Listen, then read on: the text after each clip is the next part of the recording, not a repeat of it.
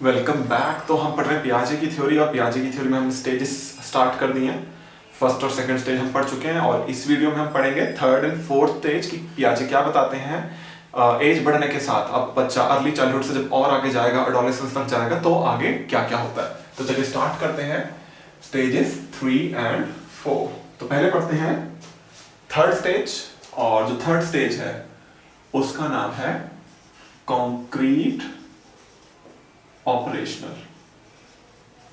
Concrete operational जो होती है 7 से लेके 11 साल तक। तो कॉन्क्रीट ऑपरेशनल स्टेज है 7 से लेके 11 साल तक। अब ऑपरेशन वर्ड तो पीछे भी आया था, प्री ऑपरेशनल स्टेज था नाम, और मैंने आपको बताया था ऑपरेशन वर्ड का मीनिंग था लॉजिकल थिंकिंग।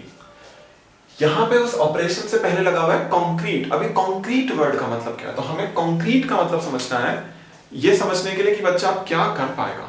देखिए, कॉन्क्रीट एक टर्म है और एक टर्म है एब्स्ट्रैक्ट। ये दोनों एक दूसरे के बिल्कुल उल्टे होते हैं। तो यहां पे हम समझते हैं पहले कॉन्क्रीट और एब्स्ट्रैक्ट क्या होता है। तो कॉन्क्रीट यहां लिख लेते हैं, कॉन्क्रीट एंड एब्स्ट्रैक्ट। तो ये दो टर्म्स होती हैं, दोनों एक दूसरे की उल्टी हैं। इनका मीनिंग आपको समझना है। कॉन्क्रीट को बोलते हैं हिंदी में मूर्त, और एब्स्ट्रैक्ट को बोलते हैं अमूर्त। कॉन्क्रीट चीजें वो होती हैं जो आपकी आंखों के सामने हो, जैसे कि जिसको आप देख सको, जिसको आप छू सको, जिसके बारे में आप सोच रहे हो, तो उसके बारे में सोचना आपके लिए आसान हो जाता है, क्योंकि वो आंखों के सामने है। जैसे कि पिछली वीडियो में जब मैं डिस्कस कर रहा था पियाजे की सेकंड स्टेज, तो मैंने कुछ एग्जांपल लिए। उनमें से कुछ एग्जांपल ना कॉन्क्रीट थे। कॉन्क्रीट कैसे थे, मैंने एग्जांपल लिया ग्लास वाला, कि 2 ग्लास में पानी है, पानी को तीसरे ग्लास में पलट दिया। तो मैंने बोर्ड पे ग्लास ड्रॉ करे थे, तो वो कॉन्क्रीट एग्जांपल हो गया कि आपकी आंखों के सामने था। इसी तरह से मैंने वो स्कूल और घर वाला, कि स्कूल से घर आने बच्चे को वापस, तो मैंने ड्रॉ किया एक तरह से, तो आप समझ पाए, कुछ अच्छे से समझ पाए। ये कॉन्क्रीट एग्जांपल थे। बट मैंने कुछ एब्स्ट्रैक्ट एग्जांपल लिए, जैसे कि बच्चा है, वो टेबल के लिए कह रहा है कि मुझे टेबल ने मारा, और रोए जा रहा, और जब तक टेबल को ना मारो चुप नहीं हो रहा। तो ये जब सिचुएशन में दे रहा था, आपको समझा रहा था, तब आप इस सिचुएशन को अपने ब्रेन में इमेजिन कर रहे थे, क्योंकि आंखों के सामने नहीं थी। तो ऐसी चीजों को बोलते हैं एब्स्ट्रैक्ट। तो कॉन्क्रीट चीजें वो हैं जो आपकी आंखों के सामने हो, जिनको समझना इसलिए आसान हो जाए क्योंकि वो आंखों के सामने है।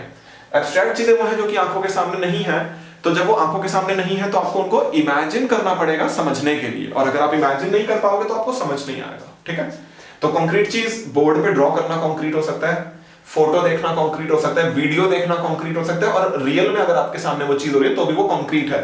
तो कॉन्क्रीट हर वो चीज है जहां पर वो चीज आपकी आंखों के सामने और आपको समझने में प्रॉब्लम ना हो। बट एब्स्ट्रैक्ट में पहले इमेजिन करोगे उस सिचुएशन को, ब्रेन में उसकी पिक्चर बनाओगे, फिर आप उसको समझ पाओगे। तो थर्ड स्टेज में कॉन्क्रीट वर्ड जुड़ा है। क्यों जुड़ा है, क्योंकि कॉन्क्रीट का मतलब होता है आंखों के सामने होना। तो बच्चा ऑपरेशन कर पाएगा, या हम बोले लॉजिकली सोच पाएगा, बट कब, जब चीज होगी उसकी आंखों के सामने। तो इसलिए इस स्टेज को कॉन्क्रीट ऑपरेशनल स्टेज कहा गया, क्योंकि लॉजिक तो है, but logic only in condition where object और the thing is present in front of eyes. तो चीजें आंखों के अगर सामने होंगी तब आप उनको समझ पाओगे, अदरवाइज आप उनको नहीं समझ पाओगे। तो सबसे पहली चीज आप यहां पे लिख सकते हो, सेफली लिख सकते हो, लॉजिकल थिंकिंग बिगिंस। यहां पे स्टार्ट हो जाती है लॉजिकल थिंकिंग, कोई प्रॉब्लम नहीं है। तो लॉजिकल थिंकिंग स्टार्ट हो जाती है, बट कंडीशन है, वो जो लॉजिकल थिंकिंग है वो सिर्फ कॉन्क्रीट सिचुएशंस में, मतलब चीजें आपकी आंखों के सामने होनी चाहिए। ठीक है, तो जो पिछली स्टेज में प्रॉब्लम थी वो यहाँ पे सॉल्व हो जाती है। लाइक आप पिछली स्टेज में पढ़ के आए हो इररिवर्सिबिलिटी, यहां पे आप रिवर्सिबल थिंकिंग कर पाओगे, तो आप रिवर्सिबल थिंकिंग कर पाओगे। ठीक है, तो रिवर्सिबल थिंकिंग है, पिछली स्टेज में इररिवर्सिबिलिटी थी। इसी तरह से ईगो सेंट्रिज्म था, बच्चा अपना पहलू समझ पाता है और दूसरों का दृष्टिकोण नहीं समझ पाता है, तो वो प्रॉब्लम सॉल्व हो जाएगी। इसी तरह था लैक ऑफ कंजर्वेशन, कि बच्चा कम और ज्यादा की गलती कर रहा है और उसका रीजन था सेंट्रेशन। तो यहां पे क्या होगा, यहां पे होगा डिसेंट्रेशन। डिसेंट्रेशन मीनिंग अब बच्चा अपना ध्यान सिर्फ एक जगह केंद्रित नहीं करेगा, विकेंद्रित करेगा। डिसेंट्रेशन मतलब सभी जगह केंद्रित करेगा, हर पहलू पर जोर देगा, कोई चीज इग्नोर नहीं करेगा। और क्योंकि अब बच्चा अगर ऐसा करेगा तो वो कम और ज्यादा की गलती भी नहीं करेगा, तो जो लैक ऑफ कंजर्वेशन था वो यहां पे हो गया कंजर्वेशन। अब बच्चा कंजर्व कर पाएगा, मतलब एग्जैक्टली समझ पाएगा कि क्या कम, क्या ज्यादा और क्या बराबर है। अब वो कम ज्यादा की गलती नहीं करेगा। तो ये तो पिछली स्टेज से जुड़ा हुआ है। बट इस स्टेज में ना कुछ अपना अलग भी होता है। वो अपना अलग क्या होता है उसको समझते हैं। इस स्टेज में अलग क्या होता है? इस स्टेज में बच्चा डेवलप करता है क्लासिफिकेशन की एबिलिटी। बच्चा डेवलप करता है क्लासिफिकेशन की एबिलिटी। ये क्लासिफिकेशन की एबिलिटी क्या है? देखो, बच्चे को मान लो बहुत सारी शेप्स दी गई, जैसे कि बच्चों के खिलौने होते हैं, तो एक शेप ये है, एक शेप ये है, एक शेप ये है, फिर एक शेप ये है, एक शेप ये है, एक शेप ये है, ठीक है। इस तरह की शेप्स बच्चे को दी गई है। ये अलग अलग रंगों की, रंग मैं आपको बताऊंगा अभी। तो एक शेप ऐसी सी है, एक शेप ऐसी सी है, एक शेप ऐसी है। तो ये शेप्स है, बहुत सारी शेप्स, और ये अलग अलग रंगों की। मान लो ये है रेड कलर का, ये है ग्रीन कलर का, ये है ब्लू कलर का, ये है रेड कलर का, ये है ग्रीन कलर का, और ये है ब्लू कलर का, ठीक है। अब मान लो ये जो है ये है रेड कलर का, रेड कलर का, ठीक है। और ये जो गोल सा है ये मान लेते हैं ये है ब्लू कलर का, और ये जो है ये है ग्रीन कलर का। तो अलग अलग रंग है, ठीक है। अब बच्चे को बोला गया इनको बांटो, इनको ना कैटेगरीज में बांटो। तो जो पिछली स्टेज का बच्चा था, देखा कि जो सेकंड स्टेज के बच्चे हैं ये कैसे क्लासिफाई करते हैं, और थर्ड स्टेज के बच्चे कैसे क्लासिफाई करते हैं। जो पिछली स्टेज के थे, मैक्सिमम बच्चों ने कलर्स के बेसिस पे क्लासिफाई किया कि ये रेड है, ये रेड है, ये रेड है, ये सब रख दिए साथ में, ये ग्रीन है, ये ग्रीन है, ये ग्रीन है, ये सब रख दिए साथ में, और ब्लू वाले साथ में रख दिए। बट जब थर्ड स्टेज के बच्चों को देखा गया तो देखा गया बहुत कम बच्चों ने ऐसे किया, करा बट कम ने किया। मैक्सिमम बच्चों ने क्या किया? मैक्सिमम बच्चों ने प्रॉपर्टीज देखी कि भाई इसमें 4 साइड है, इसमें भी 4 साइड है, इसमें भी 4 साइड है, ये थोड़ा गोल सा है, इसमें कोई साइड नहीं है, ये गोल सा ही गोल सा है, ये तिकोना है, ये भी तिकोना है, ये भी तिकोना है। रंग अलग अलग हैं बट एक जैसे हैं, प्रॉपर्टीज एक जैसी हैं। इसको कहा गया क्लासिफिकेशन। तो बच्चे क्लासिफाई कर पाते हैं चीजों को on the basis of properties. बच्चे समझ पाते हैं चीजों को आधार पर, उनकी गुण धर्मों के आधार पर। तो उसको बोला गया क्लासिफिकेशन। और बच्चे लॉजिकली क्लासिफाई कर पा रहे हैं। पिछली स्टेज में बच्चे लॉजिकली क्लासिफाई नहीं कर पा रहे थे रंगों के आधार पर, तो वो तो दिख ही रहा है, ऐसा बहुत बड़ी चीज नहीं है, बट यहाँ पे उनको प्रॉपर्टी समझ में आने लगी है। तो ये बहुत इंपॉर्टेंट चीज है, ठीक है। फिर क्लासिफिकेशन के आगे बच्चे और आगे बढ़ते हैं और वो दिखाते हैं सीरिएशन। अब ये सीरिएशन क्या होता है? सीरिएशन होता है चीजों को घटते या बढ़ते क्रम में लगाना। मतलब सबसे छोटा उससे बड़ा, उससे बड़ा, उससे बड़ा, उससे बड़ा, सबसे बड़ा, इस तरह से लगा रहा है। ये उल्टा है। सबसे छोटा और सॉरी सबसे बड़ा, उससे छोटा, उससे छोटा, उससे छोटा, उससे छोटा, इस तरह से। तो छोटे से बड़े या सॉरी बड़े से छोटे या छोटे से बड़े में लगा रहा है, उसको बोलते हैं सीरिएशन। तो सीरिएशन देखा गया सेकंड स्टेज के बच्चे भी करते हैं, ऐसा नहीं है कि नहीं करते हैं। बट सेकंड स्टेज के बच्चे 2 से 3 ऑब्जेक्ट का कर पाते हैं। 2 ऑब्जेक्ट में बड़ा छोटा बता देंगे, 3 ऑब्जेक्ट में बड़ा छोटा बता देंगे। बट जब उनको ज्यादा ऑब्जेक्ट दिए गए 10-15 तो नहीं कर पाए, बट ये बच्चे तब भी कर पाए। तो इन बच्चों को अगर आप बहुत सारे ऑब्जेक्ट दे दो और उनको बोलो इनको सबसे छोटा, फिर उससे बड़ा, उससे बड़ा, बड़ा ऐसे लगाओ, मतलब छोटे से बड़ा या उल्टा सबसे बड़ा उससे छोटा, उससे छोटा, इस तरह से बड़े से छोटे लगाओ, तो भी बच्चे लगा लेते हैं। तो उसको कहा गया सीरिएशन। तो बच्चे क्या कर रहे हैं? सबसे बड़ा, उससे छोटा, उससे छोटा, उससे छोटा, उससे छोटा, उससे छोटा, सबसे छोटा, इस तरह से बहुत सारे ऑब्जेक्ट को लगा दिया उल्टा, सबसे छोटा, उससे बड़ा, उससे बड़ा, उससे बड़ा, इस तरह से। तो बच्चे सीरिएशन भी कर पा रहे थे। फिर एक और चीज आती है इसमें जो कि बहुत ही इंपॉर्टेंट है और आपको एग्जैक्टली समझ में आ जाएगा उसकी वजह से कि इसका नाम कॉन्क्रीट ऑपरेशन क्यों है, क्योंकि वो चीज बहुत इंपॉर्टेंट है। उसकी वजह से कॉन्क्रीट ऑपरेशन होना मतलब बिल्कुल वैलिड सा पॉइंट है, ठीक है। तो क्या है वो चीज है ट्रांजिटिविटी। ट्रांजिटिविटी। अब ये क्या होता है? ट्रांजिटिविटी क्या होता है? ट्रांजिटिविटी होता है आपको रिलेशनशिप दे रखे हैं 3 ऑब्जेक्ट्स के बीच में, मगर रिलेशनशिप कम दिए हैं, 2 रिलेशनशिप दिए हैं। जैसे आपको रिलेशनशिप दिया है कि A is greater than B, C is less than B, और आपको इनका यूज करके बताना है A और C में क्या रिलेशन है, ठीक है। तो A और B में रिलेशन दिया है, C और B में रिलेशनशिप दिया है, A और C में नहीं दिया, आपको बताना है इन दोनों का यूज करके। आप समझ सकते हो एक लॉजिकल थिंकिंग वाला टास्क है ना। आप लोग करते भी होंगे इस तरह के क्वेश्चन कि A B से बड़ा है, C B से छोटा है, A और C में सबसे बड़ा कौन है, इस तरह के क्वेश्चन। तो यहाँ पे A और C में रिलेशनशिप निकालना एक लॉजिकल टास्क है, ऑपरेशन है ये, और देखा कि बच्चे ये कर लेते हैं। बच्चे ये कर लेते हैं मतलब बच्चों की लॉजिकल थिंकिंग स्टार्ट हो चुकी है। बट बच्चे जिस तरीके से करते हैं वो तरीका बहुत इंपॉर्टेंट है। जब बच्चे को टास्क दिया पियाजे ने, तो पियाजे ने एक चीज ऑब्जर्व करी बच्चे ने कैसे किया। बच्चे सिंबॉलिक फंक्शन पिछली स्टेज में सीख चुके हैं, मतलब सिंबल से रिप्रेजेंट करना। तो ABC सिंबल्स हैं, अब बच्चे सिंबल्स को उल्टा कर रहे हैं। बच्चे क्या करते हैं? बच्चे ने क्या किया, जब पियाजे ने दिया था तो बच्चे ने अपनी ज्योमेट्री बॉक्स से एक पेंसिल निकाली। तो उसने एक पेंसिल निकाली, उसको बोला कि ये है ए, और एक और पेंसिल निकाली उससे छोटी थी, उसको बोला ये है बी। उसने ऐसा क्यों बोला? उसने बोला देखो ए जो है वो बी से बड़ा है, तो ये ए बड़ी वाली पेंसिल है, बी छोटी वाली पेंसिल है। फिर उसने देखा दो पेंसिल मतलब दो ऑब्जेक्ट में और रिलेशनशिप है सी और बी, तो उसने ए वाले को छुपा लिया और उसने देखा सी जो है वो बी से छोटा है, तो एक और कोई ऑब्जेक्ट निकाला उसने और उसको यहाँ रख दिया, ये है सी, तो बी और सी में सी छोटा है, ठीक है, और ए और बी में ए बड़ा था। फिर अब निकालने ए और सी में, तो उसने बी को छुपाया और दिख रहा है, क्लियरली दिख रहा है ए बड़ा है सी छोटा है, तो उसने बोला ए है बड़ा। तो बच्चे ने ऑब्जेक्ट्स का यूज किया, बच्चे ने रियल लाइफ ऑब्जेक्ट्स का यूज किया, पेंसिल का, पेन का, ज्योमेट्री बॉक्स का, लकड़ी की डंडियों का, किसी भी चीज का, और उसका यूज करके बच्चे ने इस लॉजिकल टास्क को सॉल्व कर दिया। तो बच्चे ने इस लॉजिकल टास्क को सॉल्व कर दिया बट यूजिंग ऑब्जेक्ट्स, इसलिए स्टेज का नाम पड़ा कॉन्क्रीट ऑपरेशनल स्टेज, कि बच्चा लॉजिक अच्छे से कर पाता है, बहुत अच्छे से करा उसने। बट जो लॉजिक उसने करा, वो लॉजिक जो है उसको करने के लिए उसको ऑब्जेक्ट्स का यूज करना पड़ा, आंखों से देखना पड़ा, तो इसलिए इसको कहा गया कॉन्क्रीट ऑपरेशनल स्टेज, कि इसमें ऑपरेशंस तो बच्चा कर पा रहा है, लॉजिकल थिंकिंग तो है, बट लॉजिकल थिंकिंग कैसी है? कॉन्क्रीट वाली। तो अब आपको आई होप बहुत अच्छे समझ में आ गया कि कॉन्क्रीट का मतलब क्या होता है, और यहां पे खत्म होती है ये वाली स्टेज कि क्या होता है कॉन्क्रीट।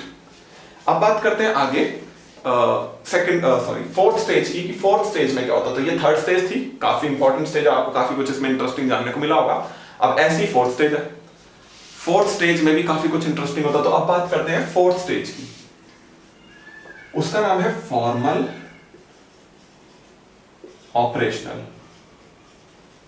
फॉर्मल ऑपरेशनल, और ये है 11 अबव। अब ध्यान से देखो 11 अबव मतलब सभी लोग, 11 साल से बड़े सभी लोग इसी में आते हैं। देखो पियाजे ने ना 4 स्टेजेस दी हैं, तो पियाजे के अकॉर्डिंग ये है last stage of cognitive development, संज्ञानात्मक विकास की आखिरी चरण।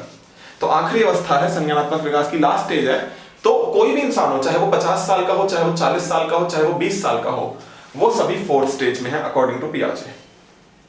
और सिर्फ वो लोग नहीं, 11 साल से ऊपर के बच्चे भी, जो कि अभी एडोलेसेंस में आए हैं, 11 साल के बाद लगभग एडोलेसेंस में आ जाते हैं सारे बच्चे, तो 12, 13, 15 साल के बच्चे जो एडोलेसेंट चिल्ड्रन हैं, वो भी इसी स्टेज में है। तो ये है लास्ट स्टेज। पहली चीज तो ये है, लास्ट स्टेज है। दूसरी चीज, हर बच्चा या कोई भी बड़ा इंसान इसी स्टेज में है, ठीक है। अब यहाँ पे एडोलेसेंट बच्चों का खास महत्व है जो कि स्टेज में है, और वो नाम से जुड़ रहा है। देखो यहाँ पे नाम है फॉर्मल। ये फॉर्मल वर्ड हमें क्या बता रहा है? फॉर्मल वर्ड यूज होता है फॉर्मल चीजों के लिए जो कि प्लानिंग से होती है। जैसे आप फॉर्मल लेटर लिखते हो तो उसका एक पैटर्न होता है ना प्लानिंग से, कि ऐसे ऐसे ये यहाँ पे आएगा, इस तरह से करते हैं, तो फॉर्मल उसको बोलते हैं।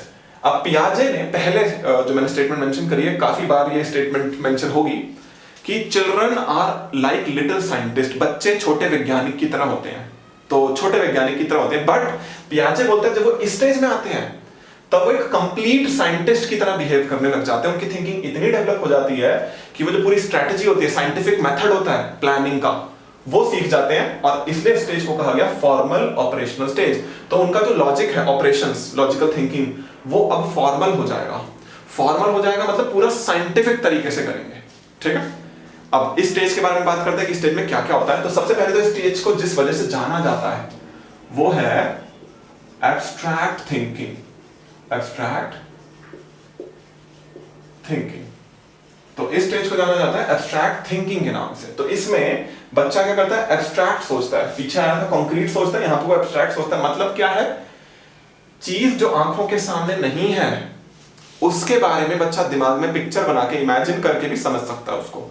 तो ये बहुत इंपॉर्टेंट फैक्ट है यहाँ पे कि एब्स्ट्रैक्ट थिंकिंग डेवलप होती है। तो अगर क्वेश्चन है लॉजिकल थिंकिंग कहां से स्टार्ट होती है, आंसर होगा थर्ड स्टेज। अगर क्वेश्चन है एब्स्ट्रैक्ट लॉजिकल थिंकिंग कहां से स्टार्ट होती है, आंसर होगा फोर्थ स्टेज। तो ये डिफरेंस है, ये सिर्फ लॉजिकल थिंकिंग और ये एब्स्ट्रैक्ट लॉजिकल थिंकिंग है। दूसरी चीज जो कि फॉर्मल से जुड़ी है, तो बच्चा अब साइंटिफिक थिंकिंग डेवलप करता है, और साइंटिफिक थिंकिंग का सबसे पहला स्टेप होता है हाइपोथेटिकल थिंकिंग। हाइपोथेटिकल थिंकिंग, तो अब बच्चा साइंटिफिक थिंकिंग डेवलप कर रहा है, वो हाइपोथेसिस बनाना सीखेगा। ये हाइपोथेटिकल थिंकिंग या हाइपोथेसिस बनाना क्या होता है? तो ये थिंकिंग रीजनिंग वगैरह से जुड़ा हुआ है, हाइपोथेसिस, साइंटिफिक थिंकिंग। इसमें क्या आता है?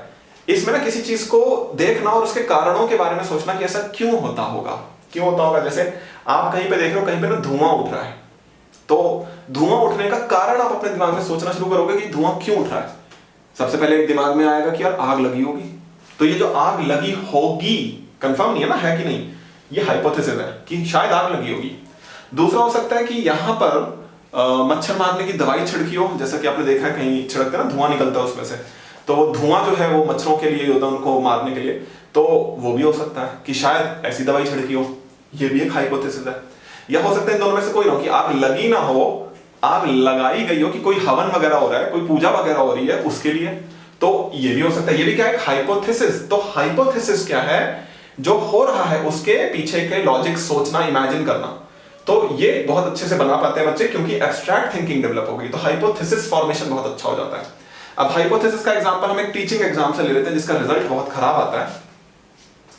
एक क्या, बहुत सारे एग्जाम्स का रिजल्ट खराब आता है, तो हम किसी भी एग्जाम का रिजल्ट ले सकते हैं।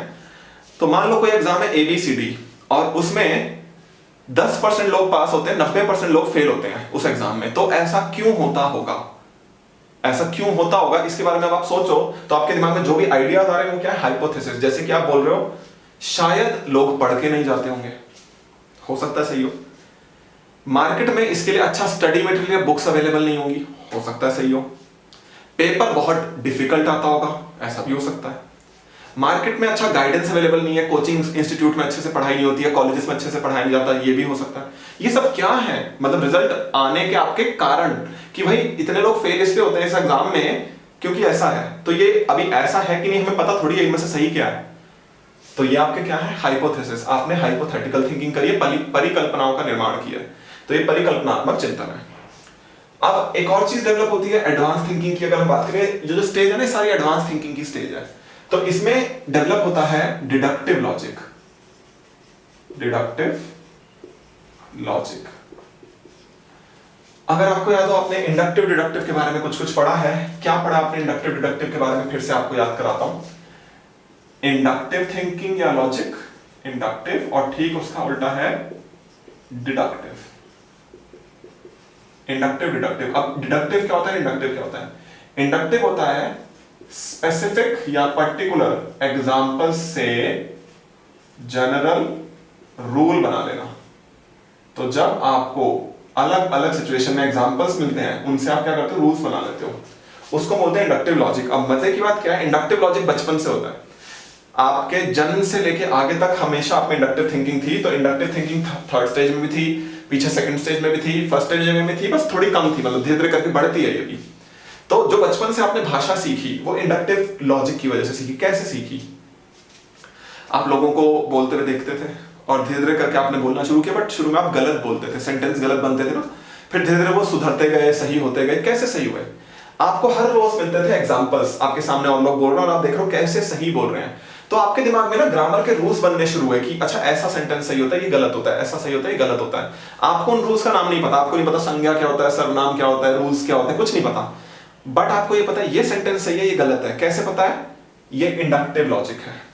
तो आप बहुत सारे अनुभवों के आधार पर जब कंक्लूजन निकालते हो और रूल्स बना लेते हो कि ऐसा होता होगा, तो वो इंडक्टिव लॉजिक होता है। तो उसको हम बोलते हैं इंडक्टिव लॉजिक। जैसे कि आपने लाइफ में एक बार सांप देखा और वो काला था, लाइफ में दूसरी बार सांप देखा, बाई चांस वो भी काला था, लाइफ में तीसरी बार सांप देखा, बाई चांस वो भी काला था।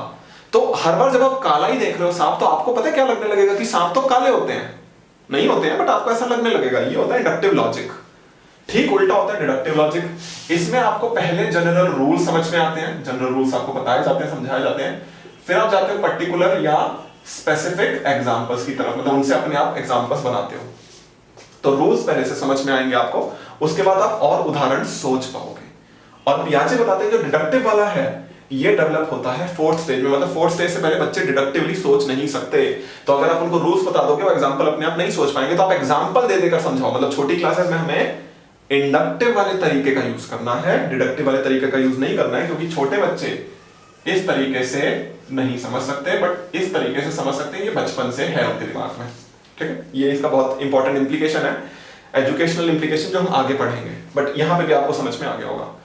तो पियाजे बताता है डिडक्टिव लॉजिक डेवलप होता है फॉर्मल ऑपरेशनल स्टेज में। फिर पियाजे बताते हैं लोग और एडवांस होते हैं, मतलब उनकी थिंकिंग और डेवलप होती है, और डेवलप होते होते होते मतलब वो बहुत आगे तक जा सकती है, इतना आगे तक कि बच्चे एक से ज्यादा थिंकिंग को साथ में मिलाकर यूज करें।